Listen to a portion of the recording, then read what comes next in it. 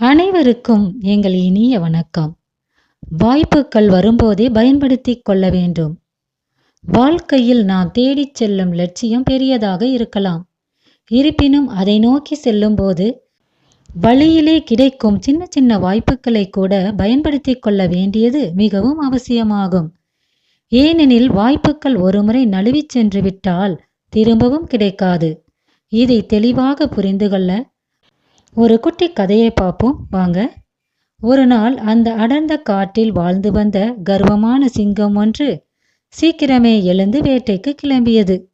அந்த சிங்கம் என்ன நினைத்தது என்றால், காட்டிற்கே ராஜாவாக இருக்கும் எனக்கு யானையைப் போல பெரிய விலங்கு கிடைத்தால்தான் சரியாக இருக்கும் என்று முடிவு செய்து யானையை காடு முழுவதும் தேடி அலைகிறது. இப்படி சிங்கம் யானையை தேடிக்கொண்டிருந்த சமயத்துல அதன் வழியே வந்த சின்ன சின்ன மிருகங்களை அது ஒரு பொருட்டாகவே எடுத்துக்கொள்ளவில்லை. வேட்டையாடினால் யானையை மட்டுமே வேட்டையாட வேண்டும் என்ற எண்ணத்தில் சிங்கம் இருந்தது. இப்படியே நேரம் ஆக பல மணி நேரம் கழித்தும் சிங்கத்திற்கு யானை கிடைக்கவே இல்லை.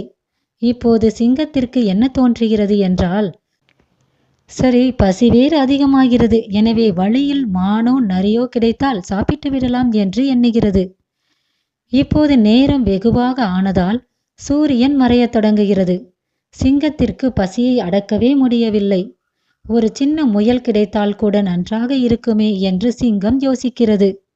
இவ்வாறு சிங்கம் யோசித்துக் கொண்டிருக்க இரவும் வந்துவிட்டது. ஆனால் சிங்கத்திற்கு எந்த இரையுமே அன்று கிடைக்கவில்லை. அப்போதுதான் சிங்கம் உணர்கிறது, காலையிலேயே கிடைத்த சின்ன சின்ன மிருகங்களை தவறவிட்டு விட்டோமே என்று நினைத்து மிகவும் வருத்தப்படுகிறது.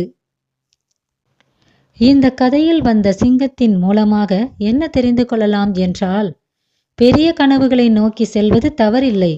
ஆனால் வழியில் கிடைக்கும் சின்ன சின்ன வாய்ப்புகள் பயன்படுத்த தவறாதீங்க. யாருக்கு தெரியும், அந்த சின்ன வாய்ப்புகள் கூட நம்முடைய பெரிய கனவுகளை சுலபமாக அடைவதற்கு நமக்கு வழிவகுக்கலாம். இதை புரிந்து கொண்டால் வாழ்க்கை நிச்சயம் மகிழ்ச்சியாக இருக்கும். இதை நீங்களும் முயற்சித்து பாருங்களேன். வாழ்க வளமுடன் நலமுடன்.